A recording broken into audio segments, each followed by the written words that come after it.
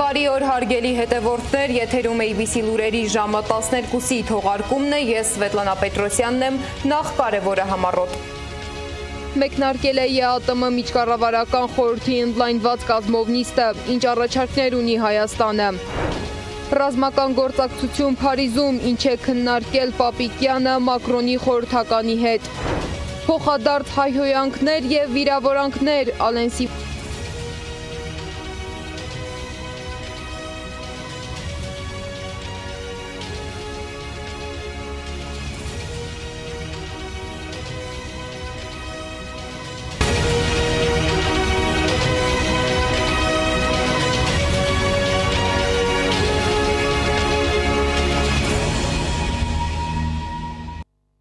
Ղազախստանում մեկնարկել է Եվրասիական տնտեսական միության միջկառավարական խորհրդի ընդլայնված կազմով նիստը։ Նիստին մասնակցում է նաև Հայաստանի փոխվարչապետ Մհեր Գրիգորյանը։ Նա ընդգծել է, որ գլոբալ տուրբուլենտության պայմաններում կարևոր է ԵԱՏՄ արտաքին տնտեսական գործունեության կանոնավոր վերլուծությունը և ներքին շուկայի և հայրենական արտադրողների պաշտպանության համար համատեղ մեխանիզմների մշակումը։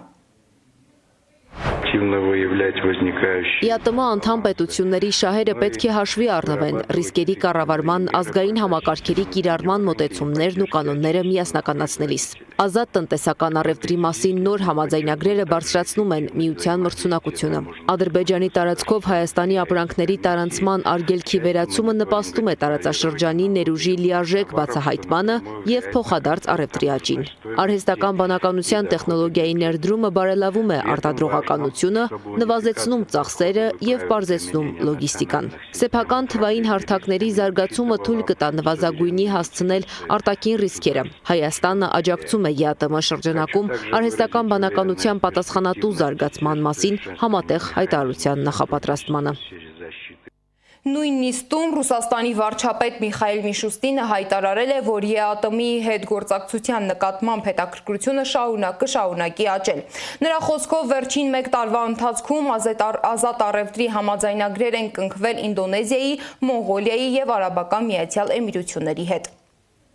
Կարևոր է շարունակել փոխշահավետ և իրավահավասար գործընկերությունների կառուցումը բարեկամ պետությունների հետ, որոնք տրամադրված են կառուցողական աշխատանքի։ Միությունն ուժեղացնում է նաև համատեղ արդյունաբերական նախագծերի աջակցությունը։ ԵԱՏՄ բյուջեի հաշվին սուբսիդավորվում են համատեղ արդյունաբերական նախաձեռնությունների իրականացման վարկերի տոկոսադրույքները։ Հատուկ ուշադրություն պետք է դարձնել ԵԱՏՄ շրջանակում ընդհանուր ինտեգրված տեղեկատվական համակարգի ձևավորմանը։ Քաղաքացիներին և ձեռնարկատերերին պետք է կառավարական և առևտրային ծառայություններից հարմարավետորեն օգտվելու հնարավորություն տրվի։ Միաժամանակ շարունակվում է լարվածությունը Մերձավոր Արևելքում։ Իսրայելի պաշտպանության բանակը հաղորդում է, որ հարվածել է Թեհրանի կենտրոնին։ Ալ Ջազիրայի տվյալներով հրթիռային հարձակում է տեղի ունեցել նաև Իրանի Ուրմիա քաղաքում, որտեղ ավերվել են բնակելի շենքեր։ Կան զոհեր և վիրավորներ։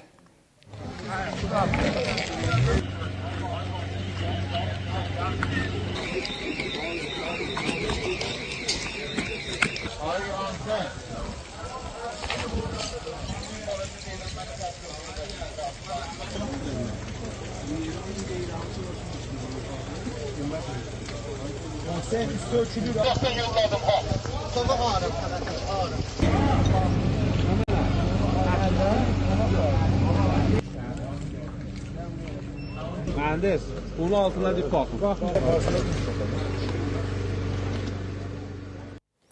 Իրանի իսլամական հեղափոխության պահապանների կորպուսն էլ հայտարարել է պատասխան գործողությունների մասին։ Կորպուսը հայտնել է, որ թիրախավորել է տարածաշրջանում գտնվող ամերիկյան և իսրայելական ռազմական օբյեկտներին։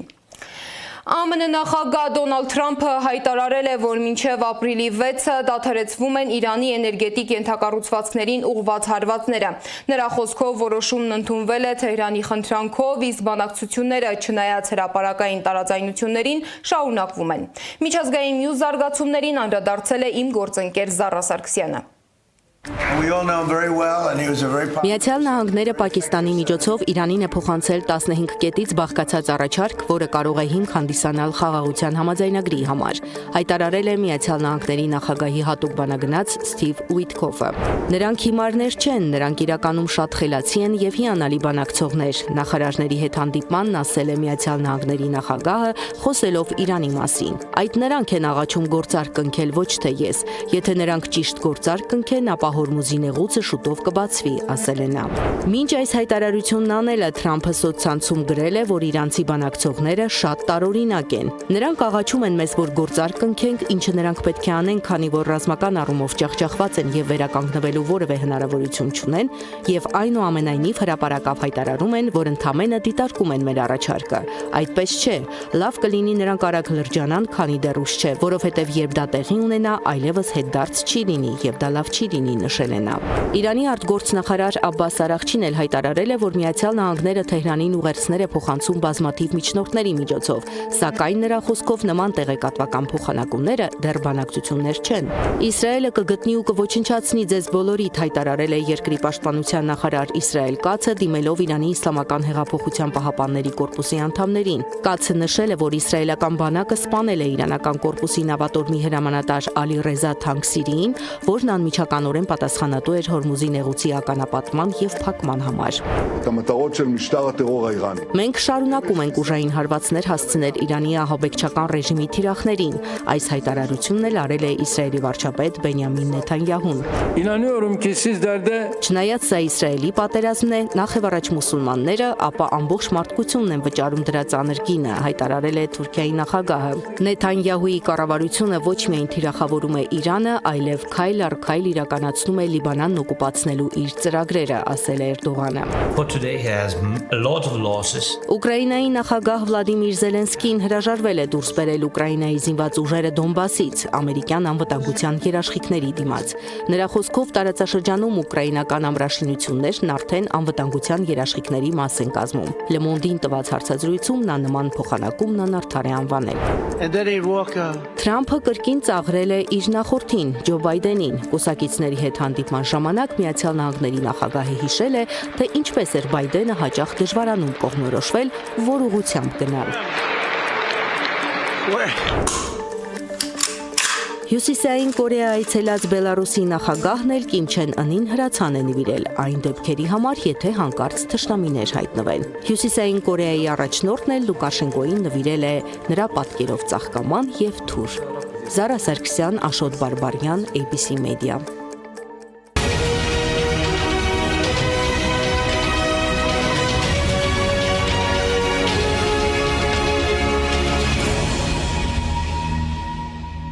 Հայաստան-Եվրամիություն հարաբերություններում եւս կարևոր իրադարձություն է սպասվում։ ԵՄ խորհրդի մամուլի ծառայությունը հայտնել է, որ Հայաստանի եւ Եվրամիության առաջին երկկողմ գագաթնաժողովը կանցկացվի մայիսի 4-ից 5-ը Երևանում Եվրոպական քաղաքական համայնքի գագաթնաժողովից հետո։ Եվրամիությունը կներկայացնեն Եվրոպական խորհրդի նախագահ Անտոնիո Կոշտան եւ Եվրոպական հանձնաժողովի նախագահ Ուրսուլա ֆոն դեր Լայենը, Հայաստանը Նիկոլ Փաշինյանը։ Կքննարկվեն Ուկրաինայում եւ Իրանում ընթացող հակամարտությունները, գլոբալ տրանսպորտային միջանցքները եւ Հարավային Կովկասում կայունության հարցերը։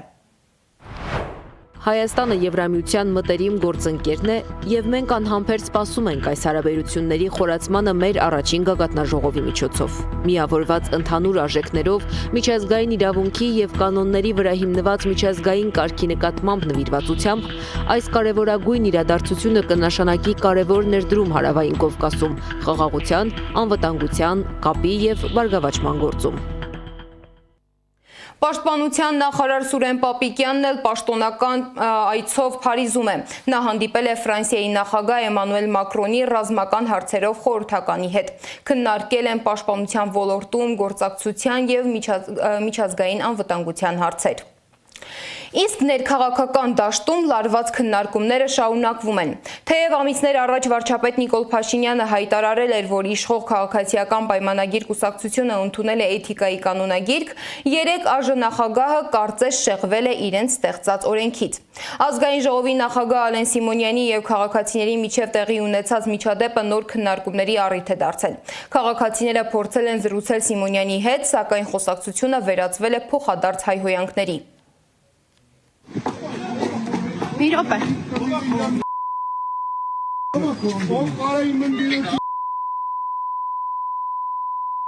Հանգիստ։ Քիչ առաջ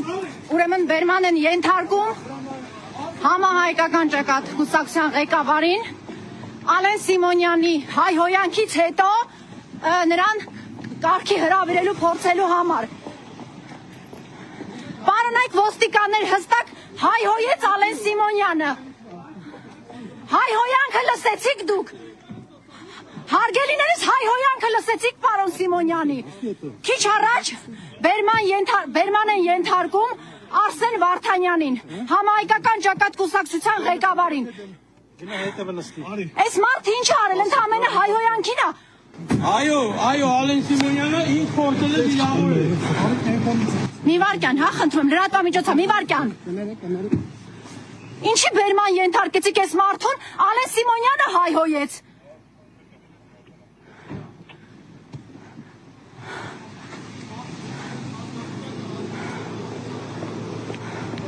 Ալեն Սիմոնյանը հայհոյեց, ինչ արեց այս մարդը։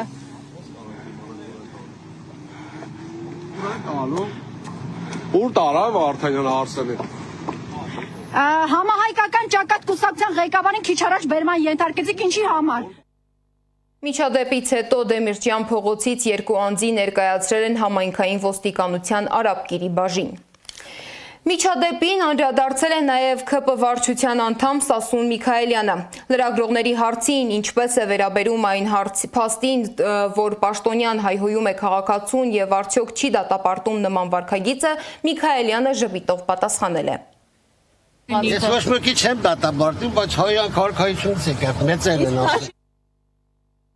Իսկ երեք կառավարության նիստից հետո վարչապետ Փաշինյանի հայտարարությունները կրկին ակտիվ քաղաքական քննարկումների թեմա են դարձել։ Վարչապետը անդրադարձել է Արցախի հարցին, ընդգծելով, որ Հայաստանի առաջնահերթությունը խաղաղությունն է։ Կառավարության նիստի հիմնական հայտարարությունները ռեպորտաժում։ Սուր հայտարարությունների նոր խմբականակ հնչեց կառավարության հերթական նիստին հաջորդած ճեպազրույցի ընթացքում։ Ես չեմ ասել եւ չեմ ասում, որ արցախցիները փախել են, ես ասում եմ, որ Ղարաբաղի այսպես կոչված էլիտան է փախել։ Դրանք բոլորովին տարբեր բաներ են։ Ես Ղարաբաղի ժողովրդին որևէ բանում ոչ մեղադրել եմ, ոչ մեղադրում եմ, ոչ էլ կամ մեղադրեմ։ Կարելի է շատ բան ասել, բայց պետք է դրա տակ հիմք ունենա, փաստ ունենա։ Հիմա հարցը նրանում է, որ նախընտրական շրջանը փորձում են այդպես իրենց չկատարած դնել մեկ ուրիշի վրա, ասենք ժողովրդի տվյալ պարագայում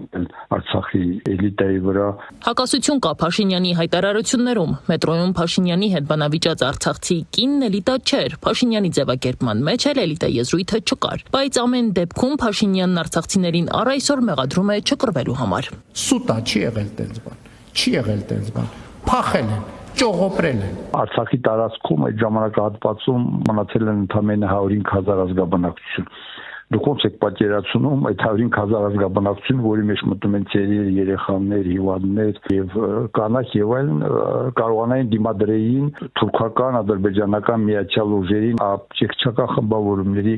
այդպես համալրված։ Շարունակելով մեղադրանքներն ու բացելով 2023 թվականի մեկօրյա պատերազմի շերտերը, Փաշինյանն ասում է, թե մարտական գործողությունների ժամանակ զինամթերքի առյուծի բաժինը մնացել է ձեռք չտված։ Դրանից առաջ մենք հնարավորություն էինք ստեղծել, որպեսզի տեղի ունենա քաղաքական գործընթաց եւ Ղարաբաղի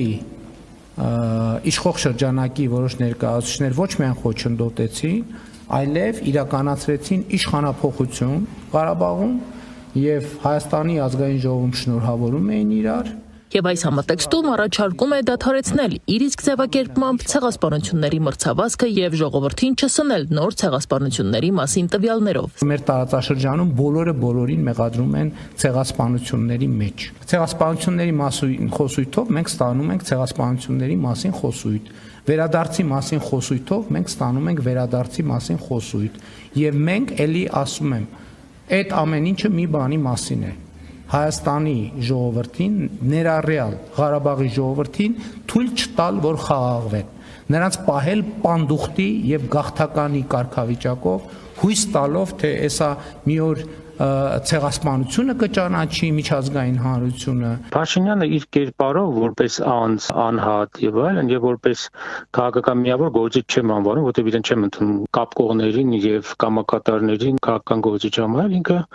իր անպատկառությունը, անինքնությունը, անինքնասիրությունը բացահայտել է բոլոր այս 8 տարիների ընթացքում տարբեր ֆորմատներով, տարբեր ձևաչափերով եւ եղանակներով։ Փաշինյանն այս համատեքստում ասաց, որ իրենց քաղաքականությունը եւ ռազմավարությունը հետևյալն է. պետք է խաղաղվել եւ տեղեկացրեց, որպես Հայաստանի վարչապետ ընդհանրապես հրաժարվում է պատմական արդարության վերականգնման օրակարգից։ Ես կարծում եմ, որ պետք է արդար իրականության հետևից գնալ եւ ոչ թե պատմական արդարությունը վերականգնելու հետևից գնալ, որովհետեւ մենք ինչքան գնացինք պատմական արդարության հետևից, այնքան առերեսվելու ենք նորանոր պատմական անարդարությունների։ Եվ ես պարտքս եմ համարում սրա մասին տեղեկացնել։ Ինքը լավ տեղավորվում է կամ փորձում է տեղավորվել այսօրվա անիշխանության եւ միջազգային, ասած համակարգի, միջազգային իրավունքի մասնագի կոլապսի մեջ, հասկանալով, որ օրենքները չեն գործում, ուրեմն կարելի է այստեղից պատուհան օգտվել է, ժխտենք ցեղասպանությունը, ակնկալիքներ չունենանք եւ այլն, եւ իր քայլերը պրակտիկորեն երևում է հուշարձանը ջարդելու, ավիրելու վանդալիստական գործողության առումով։ Տնօրենները, որ իր կամակատարներն էին, բերեց ինչ կարգի խայտարակություն եւ ինչ կարգի վնաս բարոյական հասցրեց։ Հետո կրկին բացվեց նախկինների թեման։ Լևոն Տեր-Պետրոսյան, Սերժ Սարգսյան, Ռոբերտ Քոչարյան եւ նրանց քաղաքական ուժերը ներկայացնում են ում ասես, բացի Հայաստանի ժողովրդից։ Նրանք Հայաստանի ժողովրդի հետ կապ չեն ունեցել երբեք։ Եվ Լևոն Տեր-Պետրոսյանն նա, որ իր առաջնորդությամբ Հայաստանը եւ հայ ժողովրդին ներքաշել այս ավանտյուրայի մեջ։ Իսկ արդեն կառավարության նիստին վանեցուն կամ խոյեցուն անվանեց կայսերական հայրենասեր։ Այդ ինչ երևույթ է, որ մարդը ծնվել մեծացել է Հայաստանում, ասինքն ապրում է, ենթադրենք Քաջարանում կամ Դիլիջանում կամ չգիտեմ որևէ տեղ։ Ինքը ստեղ է ծնվել մեծացել, իր հայրը ստեղ է ծնվել մեծացել, բայց ասում ես դու որտեղից ես, ուզում ես իմանաս որտեղ է ապրում, փողոցը, բանը եւ այլն։ Ասենք մարդը կարող ասի ես Վանից եմ։ Նրանցից ակնկալել ինչ-որ ստապ բանական բան, որը պետք է համապատասխանի Հայաստանի օրենքներին եւ սահմանադրությանը, անիմաստ զբաղմունք է։ Ինչպես եւ անիմաստ զբաղմունք է ակնկալել, որ որևէ դատավոր կունենա ինչ-որ խիղճ իր մասնագիտական պարտքը, կրթությունը կհարգի, իր վաստակը կամ մասնագիտական պարտքը կհամարի կալանել հենց նույն անձին։ Եվ որպես վերջաբան առաջիկա ընտրությունների մասին այստեղ էլ թիրախային խումբը լրագրողներն են։ Փաշինյանը լրագրողներին է սպառնում։ Ըստ նրա, երբ ինքը չի լինի վարչապետ, լրագրողները 4 ժամ անց կմնան գործազուրկ եւ պետք է իր խոսքով ֆայլաբազարում կանգնեն, որ փող վաստակեն։ Իսկ կառավարության շենքից դուրս բողոքի ակցիա էր։ Հույդա Հայաստանի երիտասարդական միության անդամները բերել էին իշխանականների լուսանկարները, որոնք արվել են տարիներ առաջ Արցախում։ Ալեն Սիմոնյանի եւ այլ իշխանականների վերջին հայտարարություններից հետո երիտասարդները որոշել են ակցիա իրականացնել։ Լուսանկարներն ակցիայից հետո թողել են կառավարության շենքի մոտ։ Պետությունները եւ ազգերը պատերազմների հետևանքով չեն կործանվում, այլ կործանվում են կամքից, հայրենիքից, ազգային պատկանելությունից եւ արժեքներից զուրկ ղեկավարների անողնաշար որոշումների հետևանքով։ Քաղաքական դաշտում կարող են փոխվել մարտավարություններ, կարող են փոխվել իրավիճակներ, բայց հայրենիքն ու արժեքները փոփոխության ենթակա չեն, սակարկման եւ վաճառքի ենթակա չեն։ Այս լուսանկարները մնալու են որպես ձեր երկերեսանիության փաստ, քանի դեռ դուք չեք կանգնել, չեք առերեսվել իրականությանը եւ հետ չեք կանգնում հանձնման եւ կործանման ճանապարհից։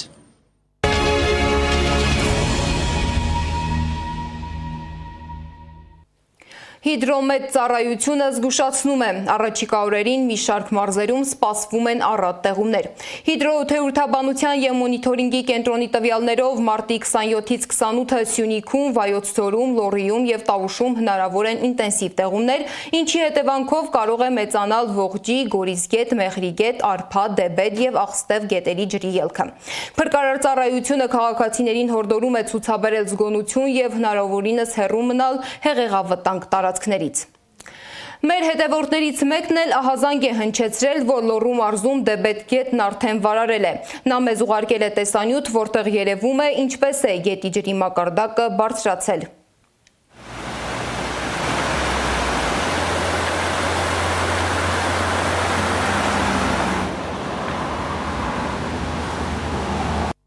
Տեղեկությունը ճշտելու համար փորձել ենք կապ հաստատել Ալավերդու համայնքապետարանի հետ, սակայն մեր զանգերը անպատասխան են մնացել։ Եվ վերջում Չինաստանում պարող ռոբոտն ապտակել է երեխային։ Սոցցանցերում տարածված տեղեկությունների համաձայն ռոբոտի մեկնարկային գինը կազմում է $13,500։